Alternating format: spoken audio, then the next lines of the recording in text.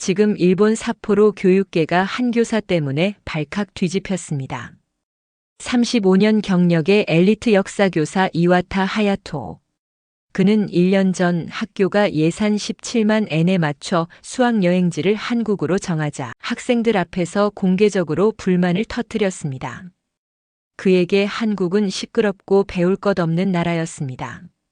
하지만 충격적인 사실은 5일 뒤 귀국하는 공항에서 이와타 교사와 학생 절반이 오열하는 사태가 벌어진 것입니다. 이 하나의 눈물이 1년 뒤 삿포로 전체를 뒤흔드는 거대한 파장을 불러올 줄은 아무도 몰랐는데요. 도대체 그 5일간 무슨 일이 있었던 걸까요? 지금부터 일본 교육계를 충격에 빠뜨린 이 믿기 힘든 이야기를 들어보겠습니다. 시작에 앞서 좋아요와 구독 눌러주시면 한국의 더 많은 이야기를 소개하는 데에 큰 힘이 됩니다. 안녕하세요. 저는 이와타 하야토입니다. 저는 일본 삿포로의 한명문 사립고등학교에서 35년간 역사를 가르쳐 왔습니다. 지난해 봄 제 교직 인생에서 가장 부끄러우면서도 가장 큰 깨달음을 얻은 순간을 맞이했습니다. 교무실 스크린에 수학여행지 대한민국 서울이라는 글자가 떴을 때 35년 경력의 베테랑 교사인 저는 속으로 한숨부터 내쉬었습니다. 시끄럽게 웅성대던 회의 소리가 순간 멍해질 정도의 실망감이었습니다. 35년 교직 생활 동안 수십 번의 수학여행을 인솔했지만 한국은 단 한 번도 가본 적이 없었습니다. 솔직히 말하면 가고 싶지도 않았습니다. 제가 담임을 맡은 3학년 일반 학생 40명에게 이 사실을 알렸을 때 교실 분위기는 예상대로 싸늘하게 식었습니다. 아이들의 얼굴에 실망감이 역력했습니다. 선생님, 왜 하필 한국이에요? 한 학생이 볼멘 소리로 물었습니다. 유럽이나 미국도 아니고 한국이라니. 차라리 오키나와가 낫겠어요. 여기저기서 웅성거리는 소리가 들렸습니다. 그럴 만도 했습니다. 우리 학교는 삿포로에서 가장 입학하기 어려운 명문 사립 고등학교 중 하나입니다. 학생 대부분이 의사나 기업인 자녀들이죠. 그런 학생들을 데리고 가는 마지막 졸업 여행인데 왜 한국인가 하는 생각이 드는 것은 어쩌면 당연했습니다. 학생들에게는 차마 말하지 못했지만 이유는 간단했습니다. 예산 문제였죠. 학교 재정이 어려워지면서 수학여행 비용을 대폭 줄여야 했습니다. 이와타 선생님, 이번엔 어쩔 수 없습니다. 유럽은 학생 1인당 35만 엔이 넘지만 서울은 17만 엔이면 충분합니다. 교장 선생님은 미안한 표정으로 저를 설득했습니다. 17만 엔. 거리도 가까우니 수업 결손도 최소화할 수 있다는 논리였습니다. 출발 전 학부모 설명회를 열었을 때도 반응은 미지근했습니다. 한 학부모가 손을 들고 질문했습니다. 한국 음식은 너무 맵고 위생이 걱정되는데 아이들이 적응할 수 있을까요? 다른 학부모는 치안 문제를 거론했습니다. 뉴스에서 보니 시위도 잦고 불안하던데 치안은 괜찮은 겁니까? 저는 준비한 자료를 띄우며 안심시켰지만 솔직히 저 역시 확신이 없었습니다. 가본 적 없는 나라였으니까요. 인터넷으로 검색해본 서울은 고층 빌딩이 많고 거리가 화려해 보였지만 그게 전부였습니다. 도쿄나 오사카와 크게 다를 바 없어 보였죠. 솔직히 한국에 대해 특별히 좋은 인상을 가지고 있지 않았습니다. 역사교사로서 제가 아는 한국은 늘 일본에 대해 감정적인 대응을 하는 나라였습니다. 뉴스에서 보는 한국은 항상 시끄럽고 무질서한 시위가 넘쳐나는 곳처럼 느껴졌습니다. 출발 전날 밤 여행 가방을 싸면서 생각했습니다. 이번 여행은 그저 형식적인 졸업 행사일 뿐이다. 학생들에게 특별한 감동을 주기는 어렵겠지. 35년간 수십 번의 여행을 다녔지만 단 한 번도 제 마음이 크게 움직인 적이 없었습니다. 이번도 마찬가지일 거라고 그저 안전만 챙기면 되는 의무일 뿐이라고 생각했습니다. 출발 당일 아침 공항에 모인 학생들은 억지로 들떠 보이려 애썼지만 교사들은 피곤한 기색이 역력했습니다. 저는 학생들을 모아두고 늘 하던 주의 사항을 전달했습니다. 단체 행동 잘 지킬 것. 귀중품 조심하고 낯선 사람 절대 따라가지 말 것. 특히 밤에 혼자 다니지 마세요. 매번 하는 당연한 이야기들이었습니다. 비행기에 올라 좌석에 앉아 창밖을 바라봤습니다.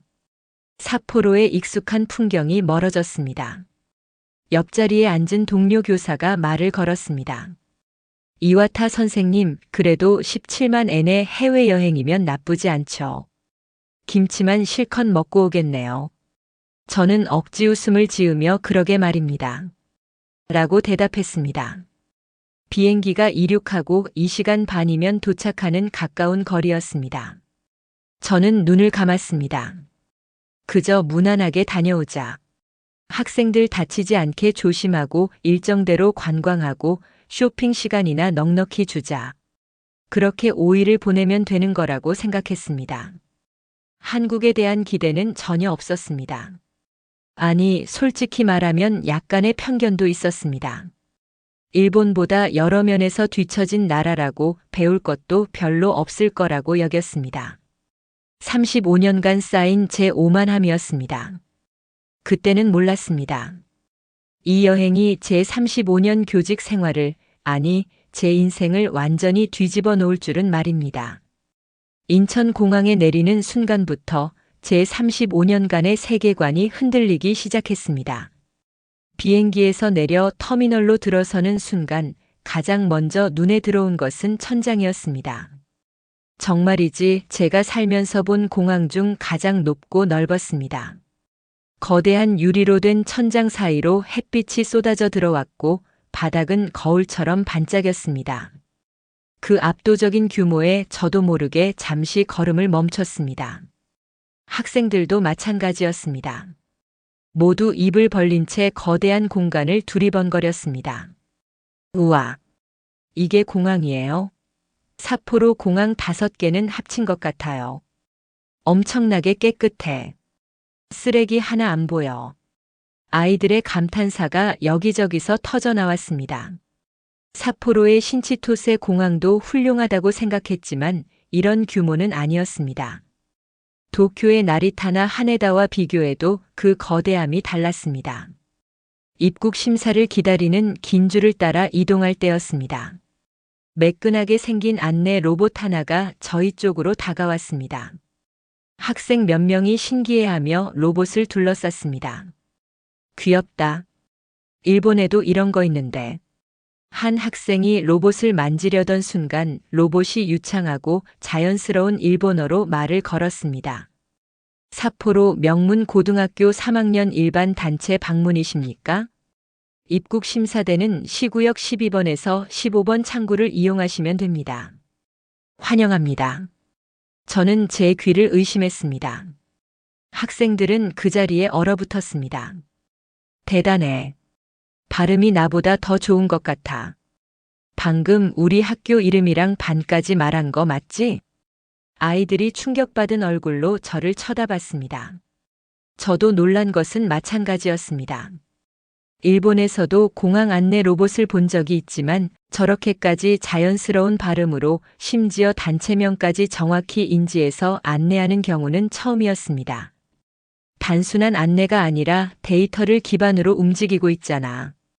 짐을 찾고 공항 밖으로 나오자 우리를 기다리고 있던 한국인 가이드가 손을 흔들며 반겼습니다. 40대 중반쯤 되어 보이는 남성이었는데 역시나 일본어가 유창했습니다. 버스에 오르며 학생들이 다시 웅성거렸습니다. 공항이 생각보다 너무 크고 좋다는 이야기였습니다. 저는 버스 좌석에 앉아 아직 가시지 않은 충격에 휩싸여 가이드에게 물었습니다. 실례지만 아까 그 안내 로봇이나 이 공항의 규모는 정말 대단하군요. 제가 알던 것과 많이 다릅니다. 가이드는 웃으며 대답했습니다. 아, 이와타 선생님. 인천공항은 세계 공항 서비스 평가에서 10년 넘게 1위를 했습니다. 방금 보신 시설이나 로봇들은 기본 중에 기본이죠. 세계 1위. 그것도 10년 넘게. 저는 속으로 그 말을 되뇌었습니다. 35년간 쌓아온 제 편견의 첫 번째 망치가 쿵 하고 내려쳐진 기분이었습니다. 버스가 출발하고 인천에서 서울로 가는 고속도로가 펼쳐졌습니다. 도로는 넓고 깨끗했습니다. 차선도 명확했고 표지판도 잘 보였죠. 창밖으로 송도라는 지역의 고층 건물들이 질서정연하게 늘어선 모습이 보였습니다. 계획도시라는 설명을 들었습니다. 제가 상상했던 시끄럽고 감정적인 나라의 혼란스러운 모습은 그 어디에도 없었습니다. 모든 것이 너무나 체계적이고 깨끗하고 거대했습니다. 내가 대체 뭘 알고 있었던 거지? 당혹감이 밀려왔습니다. 호텔에서 하룻밤을 묵고 다음 날 아침 일찍 저희는 서울의 한명문 고등학교를 방문하는 일정에 나섰습니다. 솔직히 말해 어제 공항에서의 충격이 채 가시지 않았지만 학교는 다르겠지라고 생각했습니다. 교육만큼은 35년간 몸담아온 제가 더 잘 알 테니까요. 일본의 교육 시스템에 대한 자부심이 있었습니다. 하지만 버스에서 내려 학교 정문을 본 순간 저는 다시 말을 잃었습니다. 현대적인 디자인의 건물이 아침 햇살에 반짝이고 있었습니다. 교장 선생님이 직접 정문까지 나와 우리를 맞이해 주셨습니다. 정중한 인사와 함께 학교 안으로 안내받았습니다. 복도를 걷는 내내 저는 주위를 살폈습니다. 바닥은 먼지 하나 없이 깨끗했고 벽면에는 학생들이 직접 만든 미디어 아트 작품들이 전시되어 있었습니다. 첫 번째로 방문한 곳은 일반 교실이었습니다. 한번 들어가 보시죠. 지금 2학년 역사 수업 중입니다. 교장 선생님이 문을 열었고 저는 그 안을 들여다보는 순간 숨이 멎는 듯 했습니다. 교실 전면에 거대한 검은색 스크린, 전자칠판이 설치되어 있었습니다. 선생님이 화면을 터치하자 한국의 고대 지도가 나타났고 학생들은 종이 교과서 대신 모두 태블릿을 꺼내 들고 있었습니다. 선생님이 태블릿으로 수업 자료를 전송하자 모든 학생의 화면에 동시에 자료가 떴습니다. 학생들은 화면 위에 자연스럽게 필기를 했습니다. 세상에, 전부 태블릿으로 수업을 하는군요. 동료 교사가 믿기지 않는다는 듯 속삭였습니다. 저는 교실 천장에 달린 작은 장치를 발견했습니다. 공기질 측정 장치였습니다. 실시간으로 온도, 습도, 미세먼지 농도가 숫자로 표시되고 있었습니다. 저것은 무엇입니까? 제가 묻자 교장 선생님이 설명했습니다. 아, 공기질 측정기입니다. 교실 공기질이 나빠지면 자동으로 천장의 환기 시스템이 작동합니다. 아이들의 건강이 최우선이니까요. 자동 환기 시스템이라고. 35년간 분필 가루를 마셔가며 수업했던 제 모습이 스쳐 지나갔습니다. 가장 놀라운 곳은 급식실이었습니다. 주방 전체가 유리로 되어 있어 조리 과정이 모두 보였습니다. 조리사들은 우주복 같은 위생복과 마스크, 위생 장갑을 완벽하게 착용하고 있었습니다. 영양사 선생님이 우리를 보더니 컴퓨터 화면 하나를 보여주었습니다. 저희는 학생 450명 전원의 알레르기 정보를 이렇게 개별 관리하고 있습니다. 화면에는 학생 한 명 한 명의 이름과 함께 갑각류 2단계, 견과류 3단계 같은 정보가 빼곡히 정리되어 있었습니다. 알레르기 학생에게는 오늘 아침에 따로 공지한 대체 식단이 저쪽에서 배식됩니다. 저는 할 말을 잃었습니다. 이것은 단순히 시설이 좋은 것을 넘어 시스템이었습니다. 학교를 나서며 동료 교사에게 중얼거렸습니다. 일본에서도 이런 시설을 갖춘 학교가 있긴 하지만 극소수입니다. 삿포로 전체에서도 손에 꼽을 정도예요. 교육 선진국은 일본이라고 35년간 자부해왔던 제 오만함이 그 자부심이 발밑에서부터 산산조각 나는 소리가 들렸습니다. 첨단 시설의 학교를 나온 뒤 저희는 점심 식사를 마치고 명동 거리로 향했습니다. 학생들에게 오후 자유시간이 주어졌습니다. 저는 학생들을 4개 조로 나누고 혹시 모를 상황에 대비해 첫 번째 조를 멀찍이 따라다니기로 했습니다. 명동 거리는 평일 오후임에도 불구하고 수많은 사람으로 붐볐습니다. 가이드북에서 본 대로 화장품 가게와 액세서리 가게들이 즐비했습니다. 저는 거리를 유심히 살폈습니다. 뉴욕 타임스퀘어만큼이나 간판이 많군. 하지만 생각보다 거리가 깨끗해. 쓰레기통이 적절한 간격으로 배치되어 있었고 분리수거도 잘 되어 있었습니다. 1시간쯤 지났을까 학생 한 명이 지하 상가에 가보고 싶다고 했습니다. 선생님, 가이드북에 이 지하 상가가 유명하다고 나와 있어요. 잠깐 구경해도 될까요? 저는 고개를 끄덕였습니다. 지하로 내려가자 조명이 밝은 넓은 통로가 펼쳐졌고 양쪽으로 가게들이 늘어서 있었습니다. 학생들이 흩어져서 구경하기 시작했습니다. 저는 뒤에서 학생들을 주시하며 천천히 따라갔습니다. 사람들이 많았지만 질서가 있었죠. 큰 소리로 호객하는 상인도 무리하게 물건을 권하는 사람도 없었습니다. 생각보다 쾌적하군. 그렇게 생각하며 안심하던 순간이었습니다. 30분쯤 지났을까 여학생 한 명인 아야카가 창백한 얼굴로 제게 급하게 다가왔습니다. 선생님, 큰일 났어요. 지갑이 없어졌어요. 아야카의 목소리가 가늘게 떨렸습니다. 주변 학생들이 순식간에 모여들었습니다. 저는 침착하게 물었습니다. 아야카, 진정하고. 마지막으로 지갑을 본 게 언제지? 10분 전쯤. 저기 액세서리 가게에서 계산할 때 가방에 넣었어요. 그런데 지금 보니 가방이 열려 있고 없어요. 학생의 얼굴이 하얗게 질렸습니다. 그 안에 현금 3만 엔이 들어있어요. 신용카드랑 돌아가신 할머니 사진도 들어있는데. 아야카가 울먹이기 시작했습니다. 3만 엔. 눈앞이 캄캄했습니다. 저는 즉시 왔던 길을 되돌아갔습니다. 액세서리 가게 주인에게 지갑을 본 적이 있냐고 물었지만 그는 고개를 저었습니다.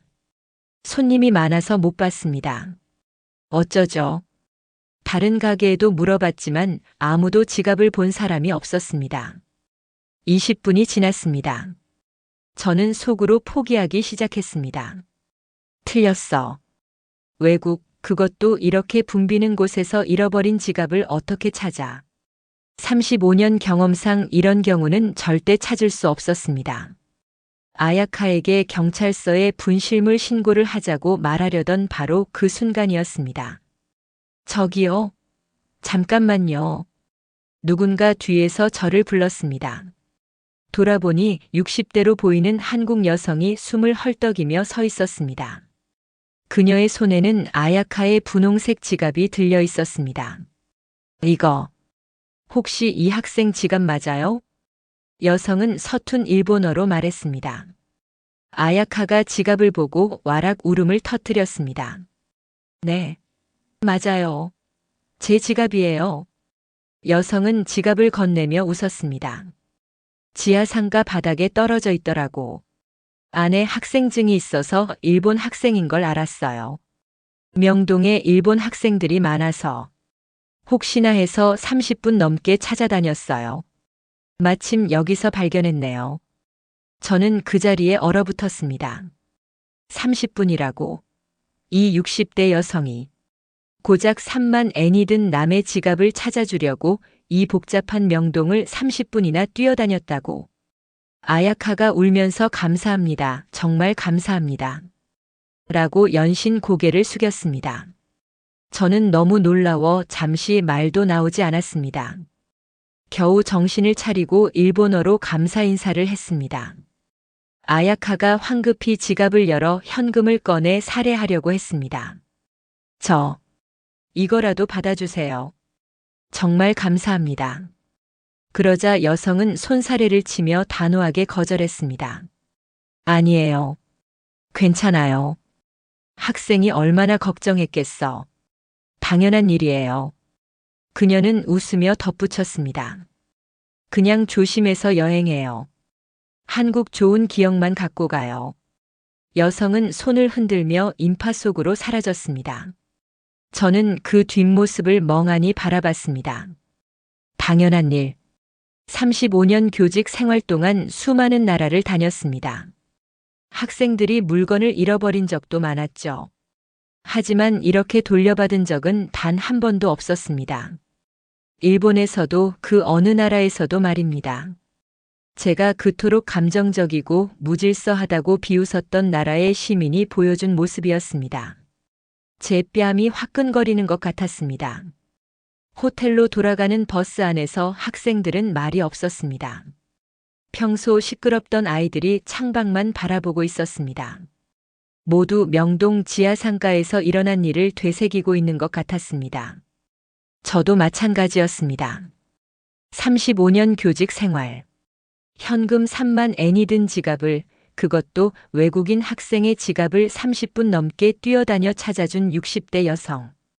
그녀가 마지막에 거절하며 당연한 일이에요. 라고 말하던 그 미소가 머릿속에서 떠나지 않았습니다. 내가 35년간 학생들에게 가르친 정직이란 무엇이었나? 나는 과연 저 여성처럼 당연하게 행동할 수 있었을까? 제 편견이 부끄러움을 넘어 경멸스럽게 느껴지기 시작했습니다. 다음 날 일정은 한국 학생들과의 교류 시간이었습니다. 서울의 한 고등학교 학생 40명과 만났습니다. 처음에는 강당에 마주보고 앉아 서로 어색한 기류만 흘렀죠. 우리 3학년 일반 학생들은 잔뜩 긴장한 듯 보였습니다. 과연 대화가 통할까? 저 역시 걱정됐습니다. 그때 한 한국 학생이 자리에서 일어나 유창한 일본어로 먼저 인사를 건넸습니다. 삿포로 명문 고등학교 여러분 만나서 반갑습니다. 저는 2학년 김민준입니다. 그 학생을 시작으로 여기저기서 한국 학생들이 먼저 일본어로 말을 걸어오기 시작했습니다. 안녕하세요. 일본 드라마 보는 거 좋아해요. 삿포로면 눈이 정말 많이 오죠? 한번 가보고 싶어요. 우리 학생들은 그 유창함에 완전히 압도당했습니다. 어제 지갑을 잃어버렸던 아야카가 조심스럽게 물었습니다. 어떻게 그렇게 일본어를 잘하세요? 발음이 정말 좋아요. 한국 학생이 웃으며 대답했습니다. 학교에서 제2외국어로 배워요. 그리고 일본 문화에 관심이 많아서 따로 공부도 하고 있습니다. 그 말을 듣는 순간 저는 우리 학생들 쪽을 바라봤습니다. 이번 여행을 오기 전 간단한 한국어 인사조차 배울 생각을 하지 않았던 아이들. 그리고 그것을 독려하지 않았던 저 자신이 떠올라 얼굴이 화끈거렸습니다. 부끄러움이었습니다. 어색함이 풀리고 학생들은 5명씩 작은 그룹으로 나뉘어 차를 마시며 대화를 나누기 시작했습니다.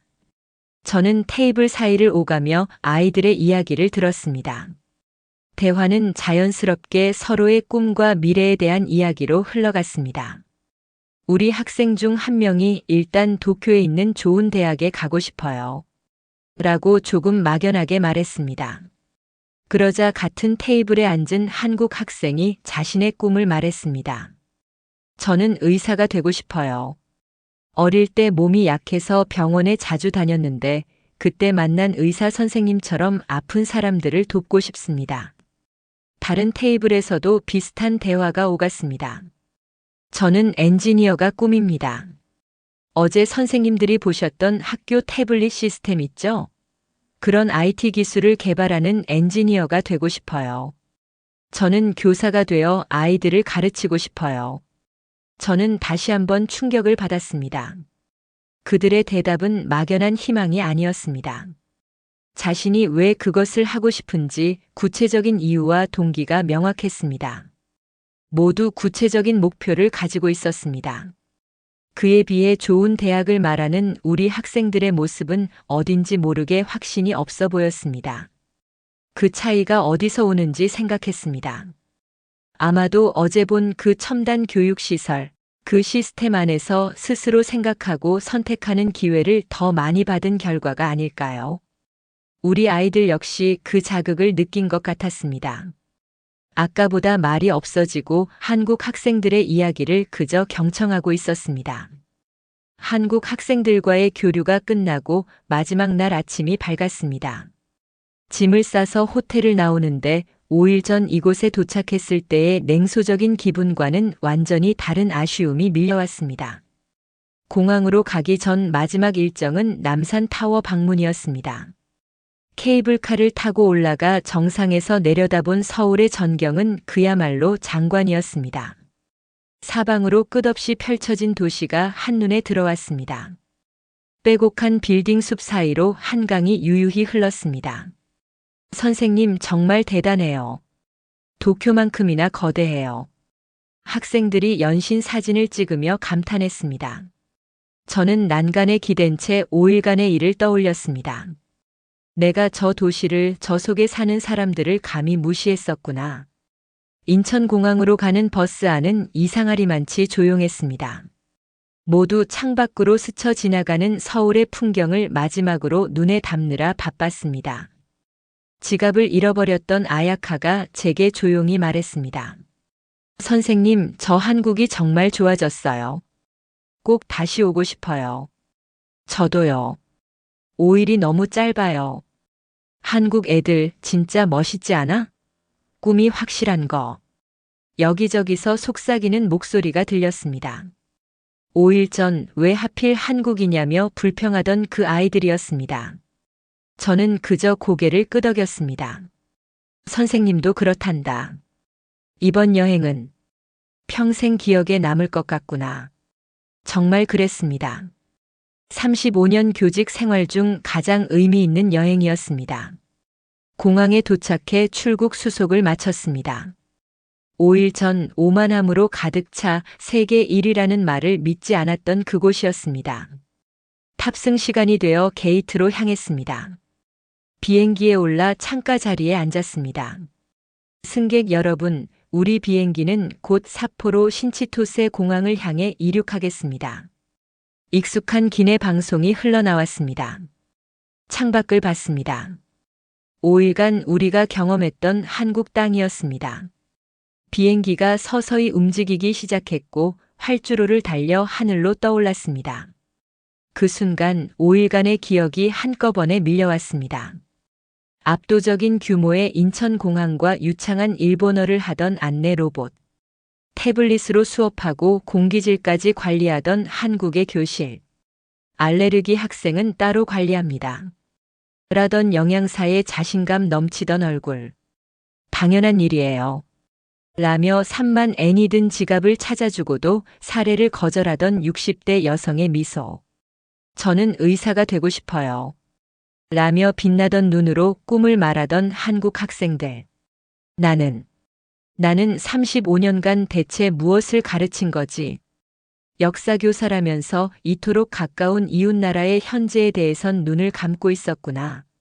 시끄럽고 감정적인 나라라며 멋대로 재단했던 제 자신이 너무나도 부끄러웠습니다. 그때였습니다. 눈물이 뺨을 타고 흘러내렸습니다. 부끄러워서 손으로 급히 닦았지만 눈물은 멈추지 않고 계속 흘렀습니다. 옆자리의 동료 교사가 놀라서 저를 쳐다봤습니다. 이와타 선생님? 어디 안 좋으십니까? 저는 고개를 저으며 흐느꼈습니다. 아니, 괜찮지 않습니다. 제가 너무 부끄러워서 그렇습니다. 제 목소리가 심하게 떨리고 있었습니다. 35년간의 오만이 한순간에 무너지는 기분입니다. 그때 제 앞자리에서도 훌쩍이는 소리가 들렸습니다. 지갑을 잃어버렸던 아야카였습니다. 어깨를 들썩이며 울고 있었습니다. 주변을 둘러보았습니다. 저뿐만이 아니었습니다. 아야카의 친구도 창밖을 보던 다른 여학생도 눈가를 훔치고 있었습니다. 심지어 평소 가장 무뚝뚝하고 장난기 심하던 남학생 하나가 고개를 푹 숙인 채 눈물을 닦고 있었습니다. 학생들의 절반이 40명의 아이들 중 절반 가까이가 소리 없이 울고 있었습니다. 우리는 5일 전 같은 실망감을 안고 이 비행기에 올랐습니다. 그리고 5일 후 같은 부끄러움과 감동을 안고 돌아가는 비행기에서 함께 울고 있었습니다. 35년간 수십 번의 수학여행을 다녔지만 이런 적은 단 한 번도 없었습니다. 이것은 관광이 아니었습니다. 배움이었습니다. 제 35년 교직 생활을 통째로 뒤흔드는 거대한 깨달음이었습니다. 2시간 반의 비행이 끝나고 삿포로 신치토세 공항에 도착했습니다. 익숙한 일본 땅, 익숙한 공기였지만 이상하게 모든 것이 낯설게 느껴졌습니다. 공항을 빠져나와 집으로 향하는 전철 안에서 저는 창밖에 익숙한 삿포로 풍경을 보며 계속 서울을 떠올렸습니다.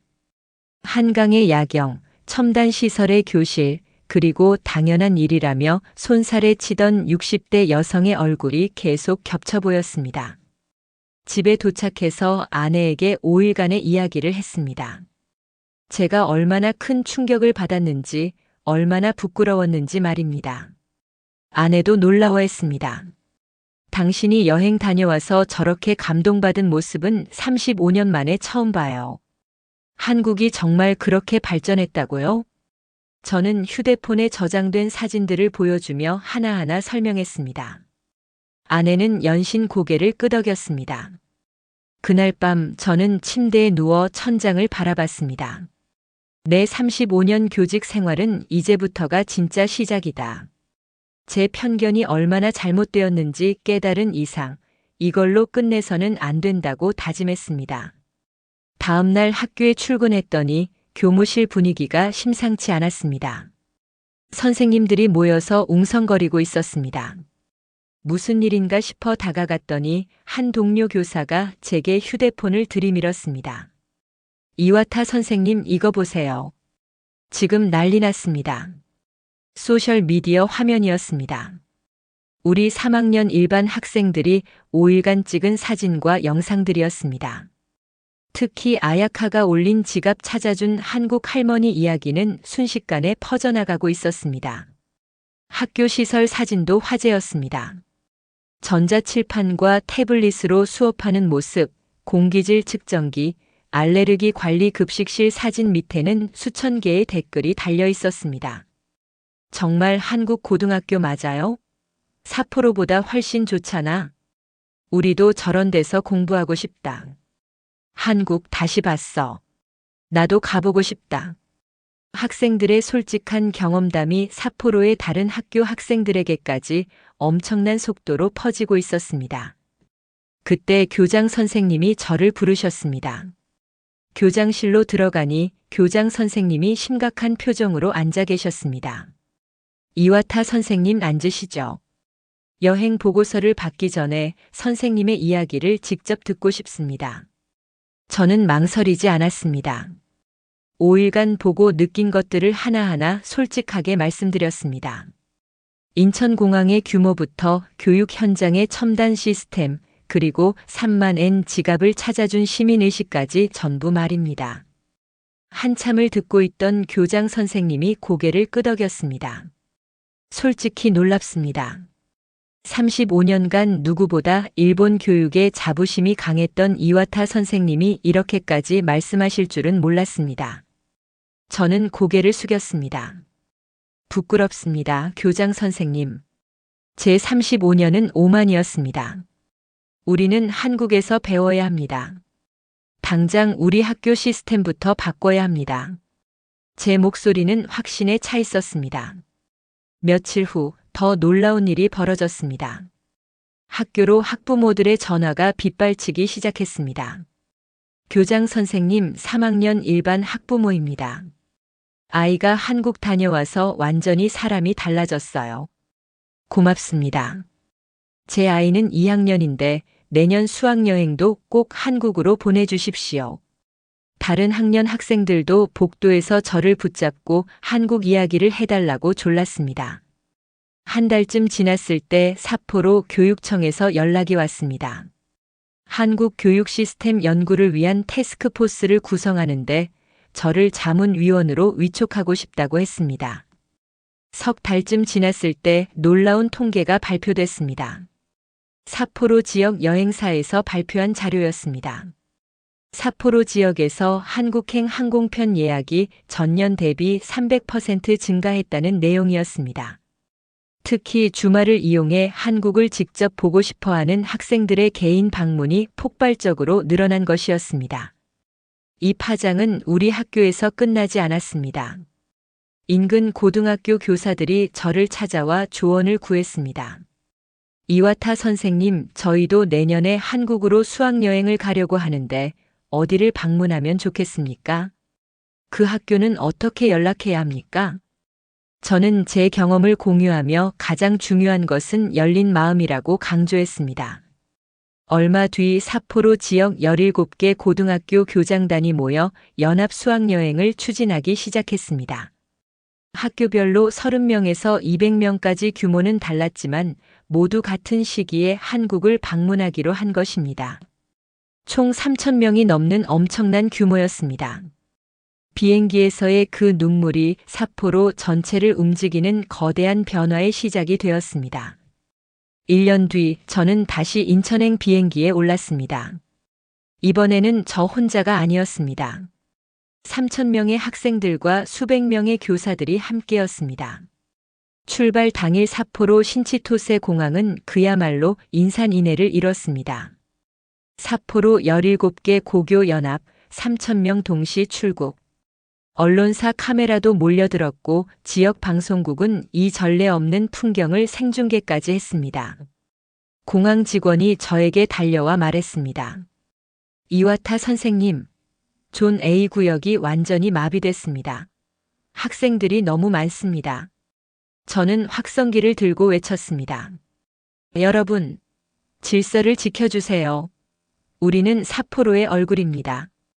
여러 대의 비행기에 나눠 탔지만 모두 같은 목적지 인천을 향했습니다. 1년 만에 다시 도착한 인천공항.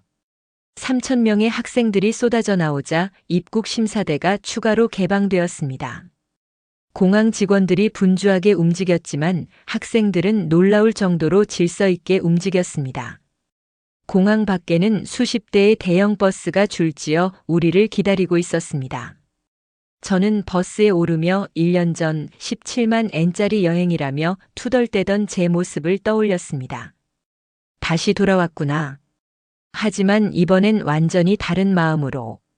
일주일간 3,000명의 학생들은 서울 곳곳의 고등학교로 흩어져 한국 학생들과 교류했습니다. 저도 1년 전 방문했던 그 학교로 다시 갔습니다. 교장 선생님이 저를 기억하고 반갑게 맞아주셨습니다. 이와타 선생님, 1년 만에 3,000명을 데리고 오실 줄은 몰랐습니다. 교장 선생님, 다시 뵙게 되어 영광입니다. 작년에 배운 것이 너무 많았습니다. 이번에는 우리 학생들이 직접 한국 학생들과 짝을 이뤄 수업에 참여했습니다.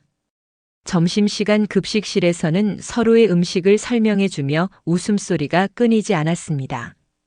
작별 인사를 나누는 날 학교 정문은 눈물바다가 되었습니다. 아야카, 삿포로에 꼭 놀러와. 민준, 꼭 다시 만나는 거다. 아이들은 국적을 넘어 서로를 껴안으며 울었습니다. 그리고 석 달 뒤 우리 학교 졸업식이 열렸습니다. 제가 담임을 맡았던 3학년 일반 아이들이 졸업장을 받았습니다. 식이 끝나고 저는 교사 대표로 단상에 섰습니다. 35년간 늘 서던 익숙한 자리였습니다. 수천 명의 학생들과 학부모들이 저를 쳐다보고 있었습니다. 저는 천천히 입을 열었습니다. 저는 35년간 이곳에서 역사를 가르쳤습니다. 많은 학생을 가르쳤고 많은 곳을 여행했습니다. 목소리가 조금 떨렸습니다. 하지만 감히 말씀드리지만 저의 지난 34년은 오만이었습니다. 강당이 조용해졌습니다. 저는 지난 1년이 제 교직 인생에서 가장 의미 있는 시간이었습니다. 바로 여러분의 선배, 3학년 일반 학생들과 한국을 다녀온 그 5일간의 경험이 제 인생을 바꿔놓았기 때문입니다. 저는 1년 전의 이야기를 꺼냈습니다. 저는 한국을 무시했습니다. 시끄러운 나라, 배울 것 없는 나라라고 공공연히 말했습니다. 제 편견에 사로잡혀 있었습니다. 하지만 제가 본 한국은 교실에서 태블릿으로 공부하고 잃어버린 3만 엔 지갑을 30분간 뛰어다녀 찾아주는 나라였습니다. 제 눈에 눈물이 고이기 시작했습니다. 한국을 과소평가했던 제 자신이 부끄러웠다고 했습니다. 저는 역사교사로서 학생들에게 편견을 가르쳤습니다. 진실을 보지 못하게 했습니다. 저는 연설대에서 내려와 단상 앞으로 걸어 나갔습니다. 그리고 3,000명의 학생들과 학부모들 앞에서 무릎을 꿇었습니다. 미안하다. 35년간 편견을 가르친 것 같아서 정말 미안하다. 여러분의 선배들 덕분에, 한국 덕분에 이제라도 바른 길을 알게 되어 다행이다. 강당에는 정적이 흘렀습니다. 여기저기서 학부모들이 눈물을 닦는 소리가 들렸습니다. 그때였습니다. 누군가 박수를 치기 시작했습니다. 3학년 일반 아이들이었습니다.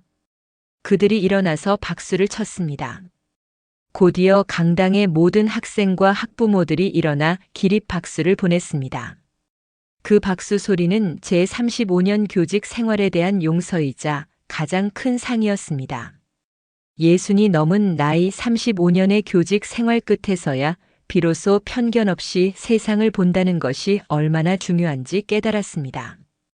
그것이 한국이 제게 가르쳐준 제 인생의 가장 큰 배움이었습니다.